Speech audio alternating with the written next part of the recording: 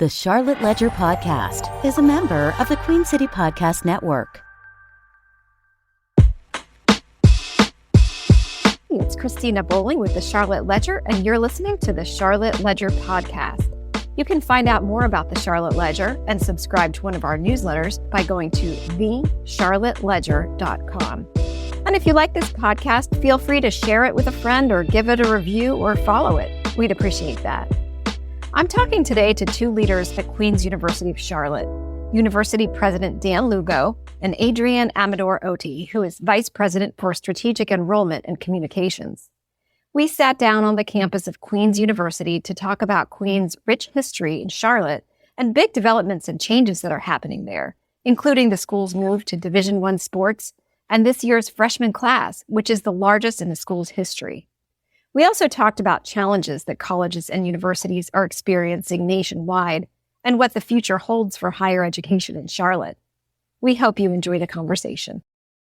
It's great to be here on the campus of Queen's University. It is a crisp, beautiful fall morning. As I was walking to this podcast studio, I saw students, hustling to class and professors walking between buildings and just a lot of energy. I'm excited to welcome President Dan Lugo to the podcast, as well as Adrienne Amador Oddi, who's Vice President for Strategic Enrollment and Communications at Queen's. So thank you so much for being on the podcast. It's great to be here, Cristina. Thank you for the invite. Yeah, so happy to be here. Great. Well, I wanted just to start off, for people who are listening who might not be too familiar with Queen's, to hear a little bit from you about the background of the university. Queen's is a really, really historic and fascinating place, and we are the original higher education institution of the great city of Charlotte. We were founded in 1857. And if you think about 1857 and how profound it was that a group of leaders founded a higher education institution dedicated exclusively to the education of women, right? This is a place that was doing that work when it was vastly unrepresented, vastly unpopular, and doing it long before many places and many regions in the country. So we sit on top of a really wonderful history. And one of the things that I love about Queen's and its history is its ability to adapt, to change, and to evolve from that really fantastic start. And the vast majority of our history was spent as an institution dedicated to the education of women in an undergraduate setting. But over the years, we have done so many interesting things. We were founded in the center of Charlotte. Hence, there's a street by the name of College Street. We were there in 1857 and beyond. And towards the turn of the 20th century, the city leaders thought it was a really great idea to expand and create a suburb, now known as Myers Park. And when they thought about what would be a great anchor tenant, they thought a great higher education institution. So Queen's kind of rose to the occasion at that moment and abandoned its really wonderful properties in the center of the city and moved to this really bucolic former farmland area outside of the city of Charlotte. And, we can show you the aerials of that moment in 1908, 1911, and contrast that with now. And it's amazing to see how everything kind of filled in around us in really, really wonderful ways. But, we've changed our name 3 times. We've changed locations. We've merged with 2 other schools. We have, went educational twice. We have evolved into a comprehensive university. So this is a place that's always on the move and always looking to adapt to the market. Tell me a little bit about what brought you to Queen's. And I know that you had an interesting career even before you entered academia. Can you talk a little bit about that? Yeah, happy to do that. And so I came to Queen's in 2019, and this is the 4th institution of higher education that I've worked at, and previously worked at some great liberal arts colleges, at Colby College, at Franklin Marshall College, at Carleton College. And as you mentioned, this is kind of a second career for me. I am a recovering attorney. I was an attorney in New York City for 9 years and worked, kind of in the intellectual property licensing world of kind of the media and entertainment spheres. And it's been a really rich education. And I love how, what felt pretty random at times, kind of going through it, has now made sense as I've arrived at being a university president. I get to use the accumulation of education and skills over those previous, now 30 plus years in really, really kind of everyday circumstances. But you also asked me what brought me to Queens. And a couple easy answers is just how incredible this community is. The people of Queens, you have gotten to know the place well, I think, and there is something signature about the warmth of this community, about the caring that we take of each individual in this community. And there's something really dynamic about our education, right? We have avoided the battle of the pre-professional versus the liberal arts and embraced both sides of that experience to create a cutting-edge, integrated, multidisciplinary experience that fuses in from day one responsibility for the outcomes of our students and getting great career opportunities. I don't know that there are as many institutions across the country that do both of those things simultaneously and well. I know, Adrienne, you're somewhat new to Queens as well. Is that That's correct? right. Yeah. I've been here for 2 years now, and it's been an exciting and dynamic 2 years for sure. Good word. If you're hearing a theme here, it's that Queens is a dynamic place for sure. But I came to Queens most recently from Trinity College in Hartford, Connecticut. Also spent some time at another residential liberal arts college in Kenyon College, and so you'll see some commonalities in places where Dan and I have been. But I also had the privilege of working at another comprehensive university in Georgia and Berry College, and at a Tier 1 research university at University of Rochester. So I've seen a lot of different ways of putting university experience together, and I'm just really compelled by the combination of opportunities we have here in Charlotte and the way we support and nurture our students and connect them with the many and growing opportunities that this great city has. Great. I guess anyone who's been paying attention to Queens in the last year or two knows about the move to Division I and what a big step that was. So I wanted just to have you talk a little bit about the reason behind that move, what it's been like over the last year, and if it's looking back, if it's what you expected that it would have been. Yeah, and we're very, very proud and excited of the move that we've made. We are now in our second year of competition and what the NCAA defines as reclassification, right? So we were a dominant Division II athletic program with 26 NCAA sports.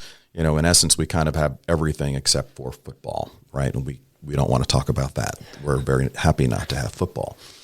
And one of the things that I've said on repeat is, the new administration did not make, athletics important to Queens. Those were choices that were made, long before I arrived, and they were leveraged, really, really well, right? For 4 or 5 years, we were in the top 10 of all Division II programs in the nation, consistently because of the volume of championships that we had won, right? We had the longest streak going in America of national championships in any sport with our men's and women's swimming programs, who had won 7 national championships in a row. So there was nothing wrong with our athletic programs. We were getting great student athletes. We were winning. We were proud. What a new board and a new administration and kind of community question rose when we arrived was, to what end? What's the return on investment, right? Because it's a huge commitment to doing that. And we ask questions like, is it helping us recruit any non-student athletes? Is it really, creating an important brand for us in our local market or in our, regional and national markets? And after some research and some time to really do that analysis, we weren't getting enough ROI for who we were. Even in our own backyard, many Charlotteans would not have defined us, right, which would be accurate. If you measure by championships, conference championships, national championships, All-Americans, we were the best athletic program in Western North Carolina. Okay. If you walked around Charlotte and asked that, no one, and I've got this wonderful, anecdotal story about evidence of that. So we had the question at hand of, so what do we do about that? We thought that we actually look like, spent like, and performed like with our talent level as a mid-major Division I program. And we really kind of spent a year asking the questions of, what would that cost? would we fit into different, conferences? And what could we get access to as a result of that? And so we did make the decision to join the Atlantic Sun Conference, which is a wonderful conference that has home institutions in most of the growing metropolitan areas of the Southeast, right? I'm sure at some point your audience has, paid attention to the demographics of the United States. There's this incredible shifting of populations to the southeastern United States. And so this gives us access to those great cities of Jacksonville and Orlando and Atlanta and Nashville and Louisville, and I can go on, right? And, getting back to the point of the question, we're very proud of how that's gone in just year one. We're incredibly proud of our student athletes, our coaches, the administration, the faculty that has come together around, doing things differently. It's a different experience for our student athletes and coaches, for our students to go from a conference that we used to travel by bus to for most of our competition to actually going to the airport, spending more time on planes, spending more time in hotels, right? That's a different student athlete experience. And we couldn't be more proud of the fact that we had in last year, we had one of our best years of academic performance for all of our programs. Every single one of our NCAA programs had a GPA of above 3.0, except for one.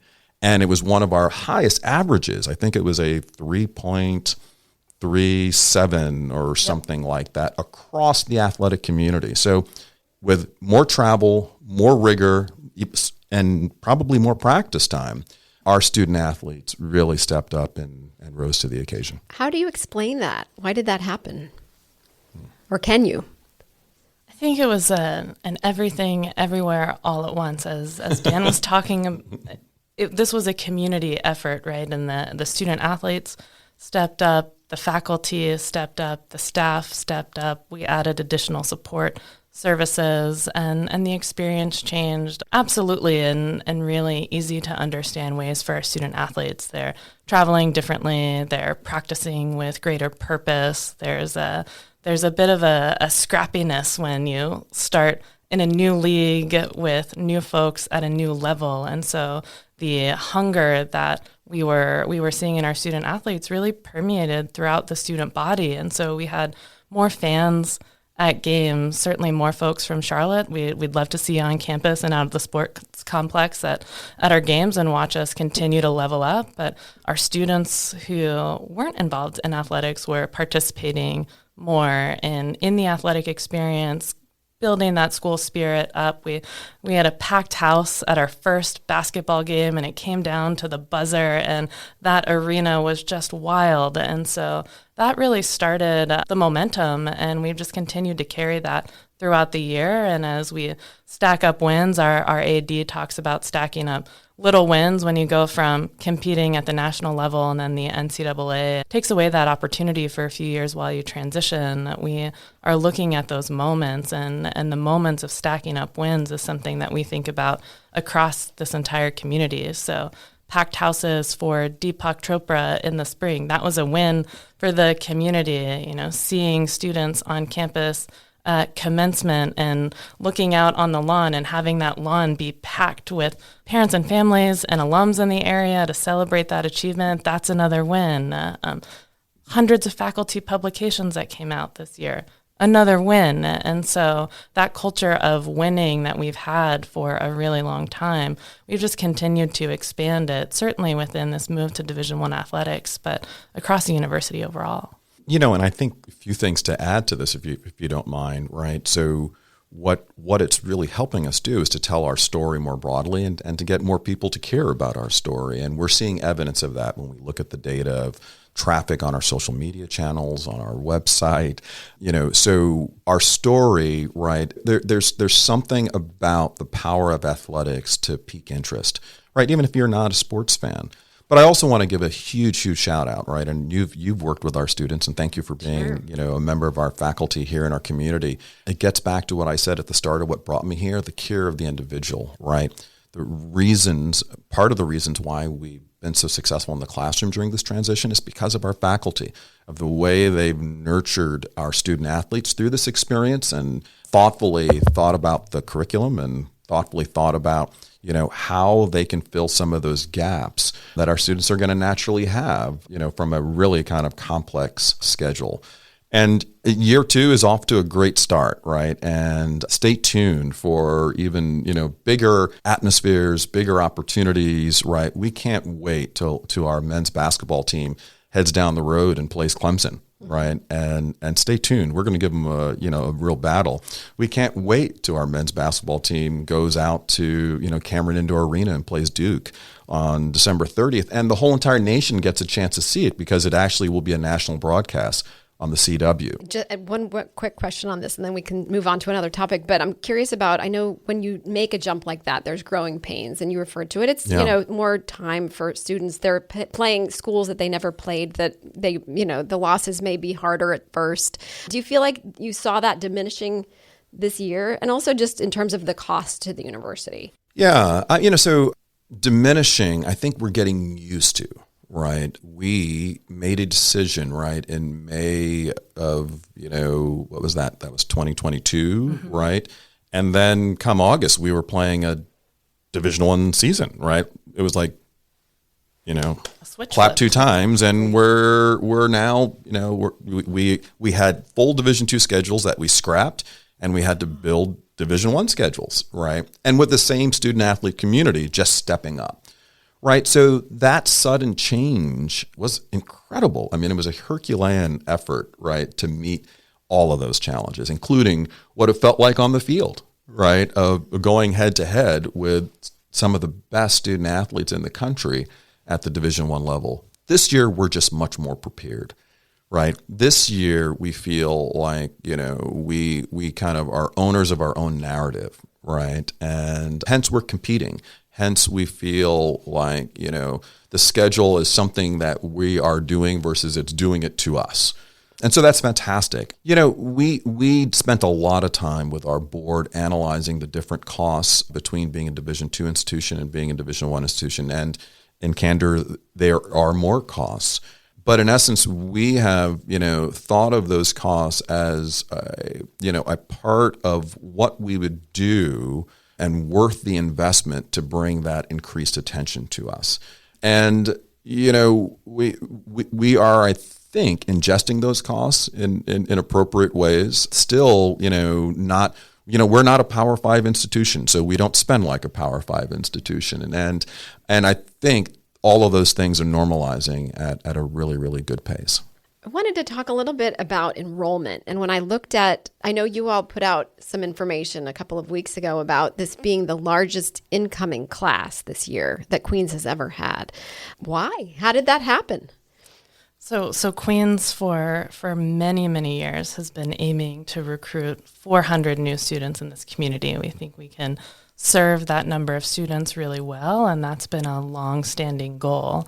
The pandemic turned a few things upside down, and so we had to shift gears like many places and spaces to work just to move through the pandemic. And as we're emerging, hopefully, from the pandemic, we put together a strategy a couple of years ago to get back to that original goal of 400 and then to start outperforming that. And so it's really a collection of strategies and tactics that we've used to get us to this class that we are confident we can sustain and improve upon going forward. So looking at the types of communities we were visiting, and not dissimilar from our athletic conference, we were really focused on the great state of North Carolina. And certainly Queens, from its founding, has been an institution that has been in alignment with Charlotte and with the state of North Carolina. But as the population changes and as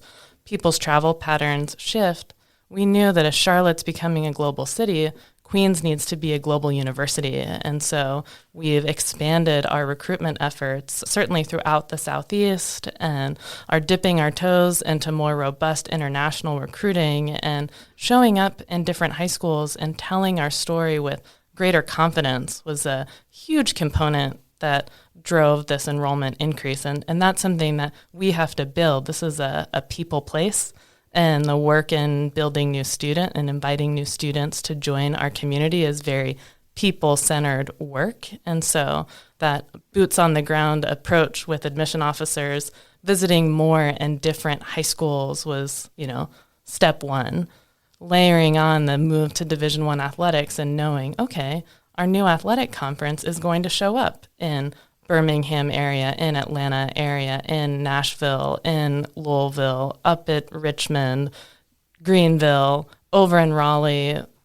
We added the general recruitment plan layered onto that athletic conference. So we're showing up more in general as Queens in those spaces too. We've engaged our alumni in some of those key cities to also do some events with us. So this is a multi-divisional cross-university approach of really centering what we care most about, which is our people and making people better. Go ahead.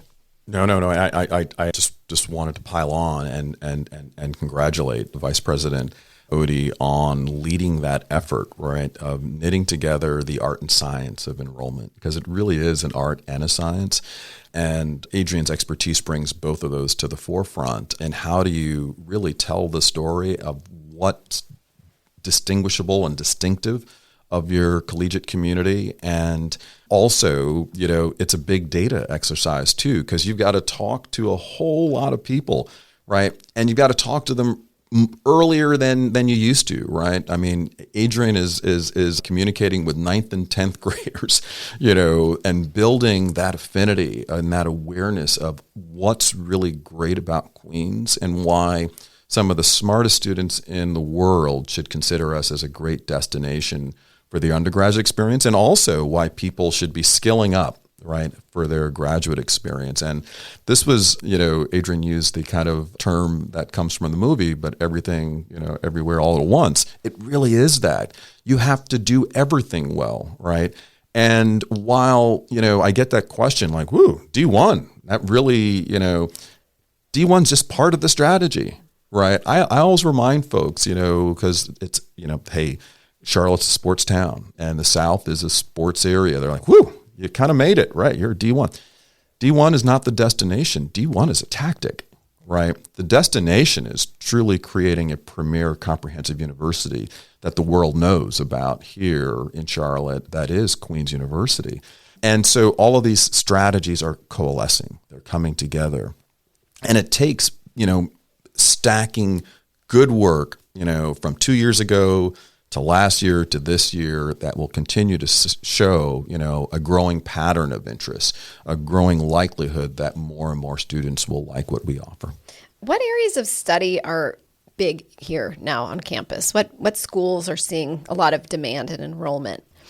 When you increase enrollment by 36%, we're seeing demand increase across the board for sure. But our popular programs here, we continue to serve a community need by having nursing as our most popular major and most popular program, and we've expanded pathways into the nursing program here in just the last couple of years. So high school students from all around the country have an opportunity to go directly into our nursing program from high school, which alleviates a lot of the anxiety from the decision-making process most students experience starting a school at for a couple of years and then needing to apply to incredibly competitive programs. And with Charlotte growing, we can move up and down the number of students we need at our nursing program to meet the demands. So we don't have the same pressures for clinical spots that places that might not have access to these amazing healthcare systems. So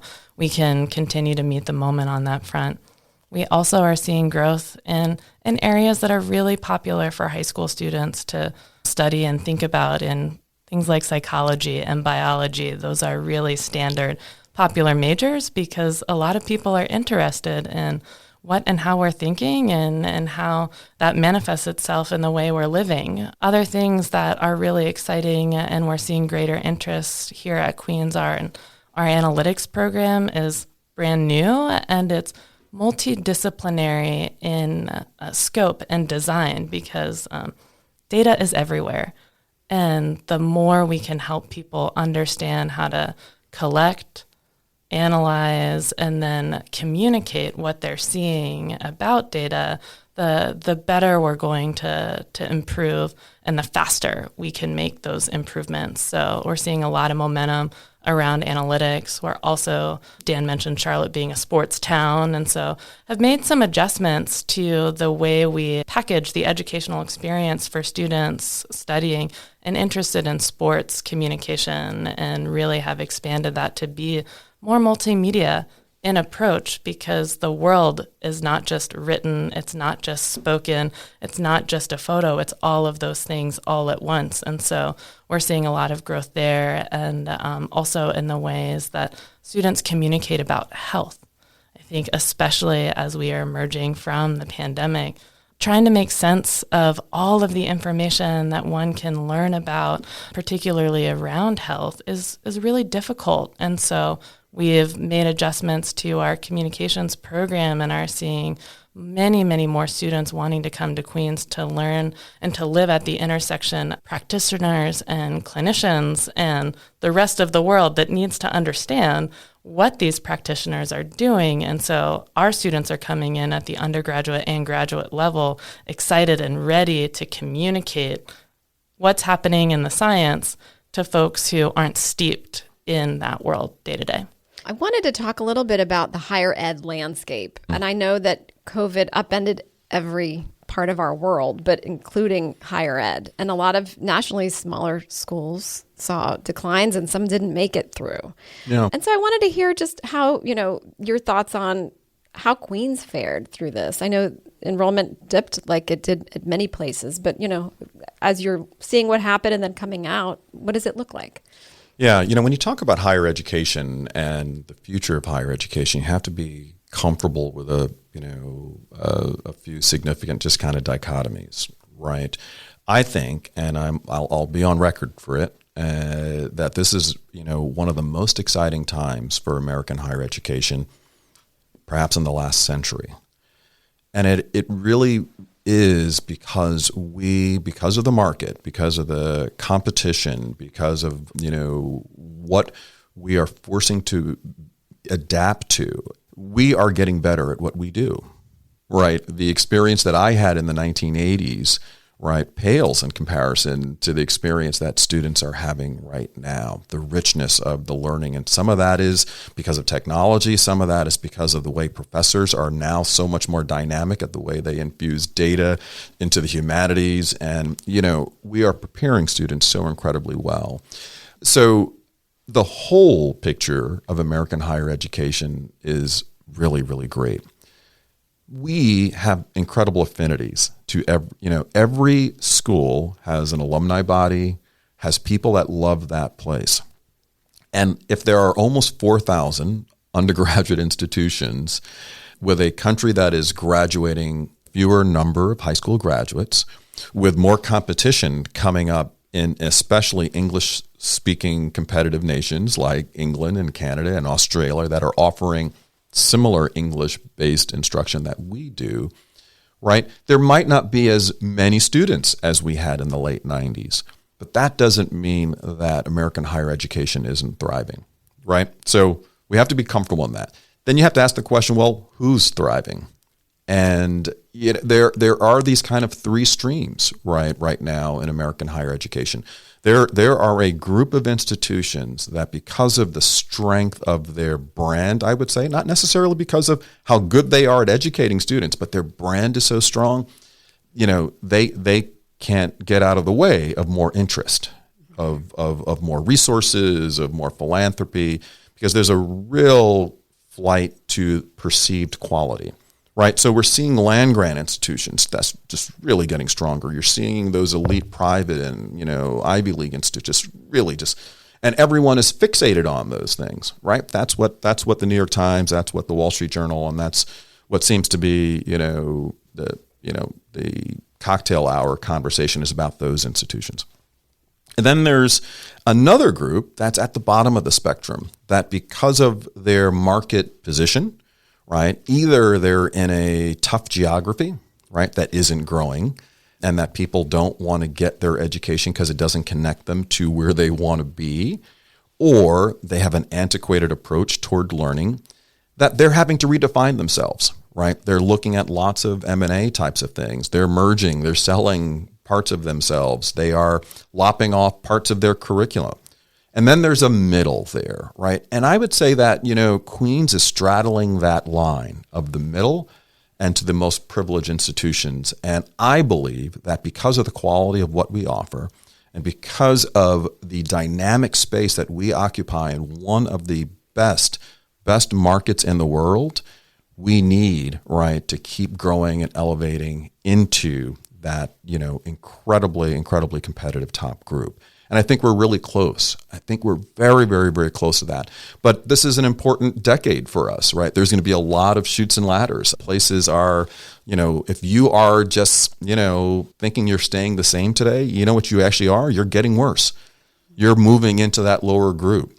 And guess what? If you're in the middle and you're just doing incremental things and getting a little bit better, congratulations. You're staying in the exact same spot because everyone's doing that. And so Queens is, as we, are really stewarding an incredible past, an important history, and a great culture, we're trying to, define who we are in the 21st century and why we can leap into that top group. So it's a complicated answer. Yeah. And sometimes the audience just wants to talk about higher ed like it's one thing. It is one of the most differentiated, products and economies that exists. From every perspective, and you just can't. You just have to be comfortable with, I am completely bullish on the future of American higher education, and I could not be more excited about the future of higher education in Charlotte. When you read or listen to media, a lot of times talking right now about higher ed, there's discussion about, is the public kind of souring on it? Are people feeling like it's not as important as it once was? When you hear those stories or read those stories, what's your take on that?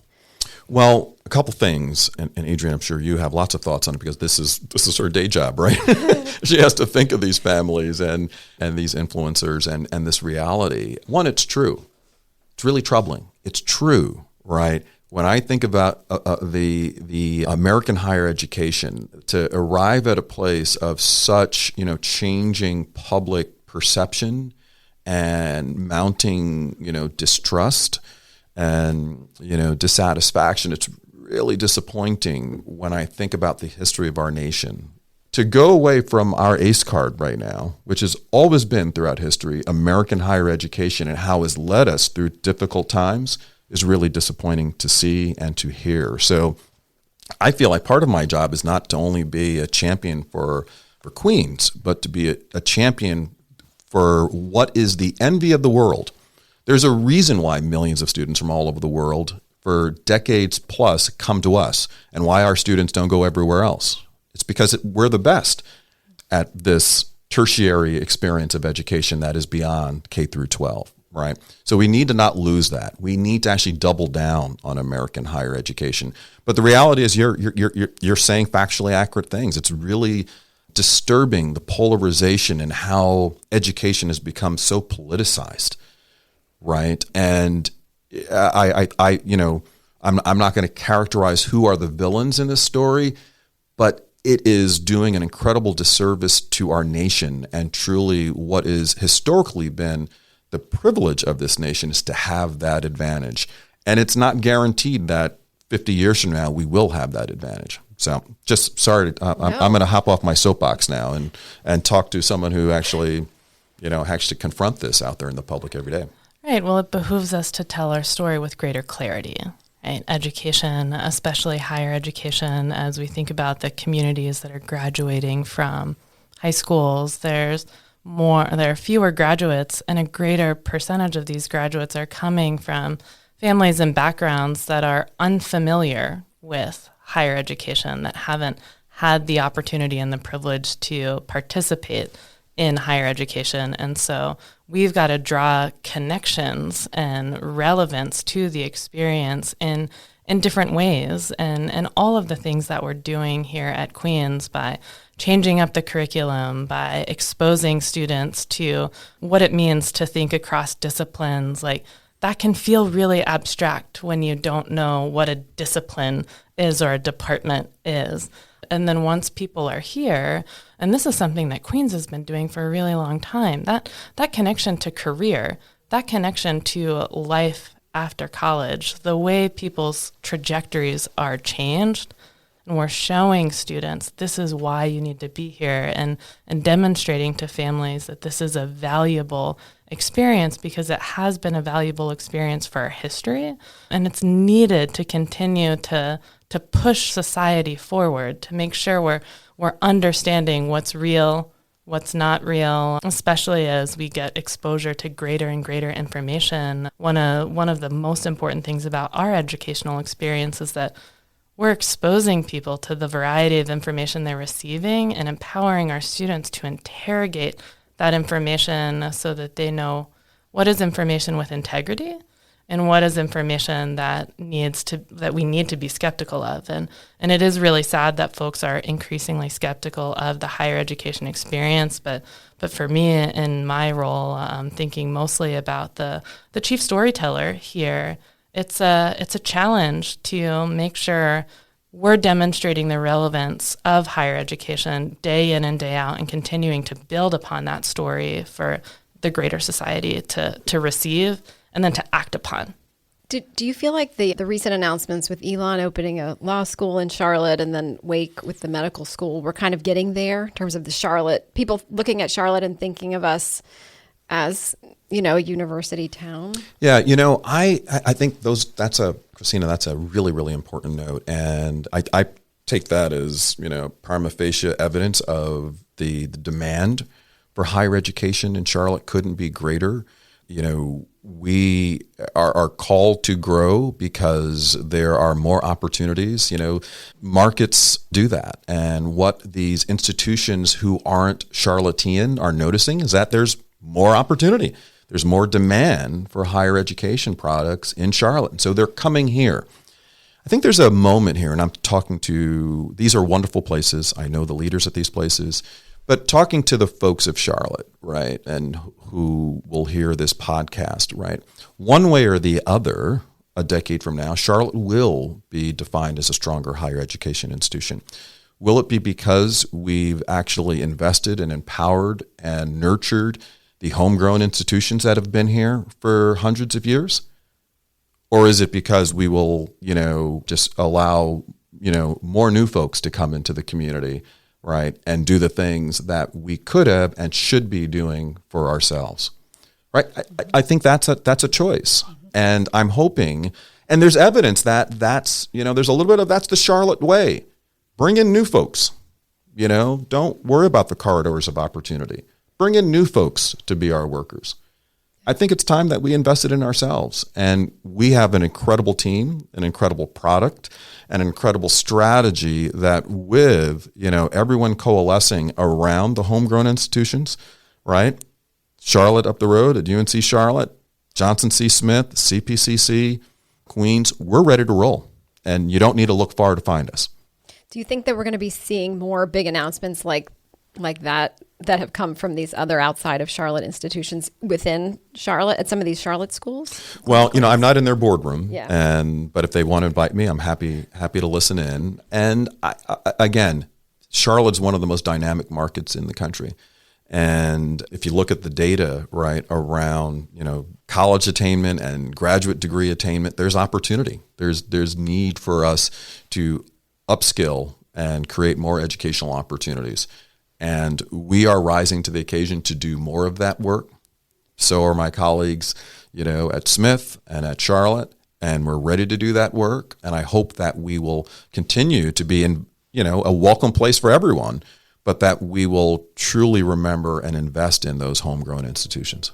Well, that seems like a great place to wrap up. President Dan Lugo and Vice President Adrienne Amador Oddi, it's been a pleasure to talk to you. Thank you so much for having me here on campus in this beautiful podcast studio. It's just really been an honor to talk to you today. Well, it's been my pleasure, and you are home. So anytime you want to hear more about Queens, please do ring me up. That's it for today. The Charlotte Ledger podcast is produced by Lindsey Banks. Check out the Charlotte Ledger at thecharlotteledger.com. QueenCityPodcastNetwork.com.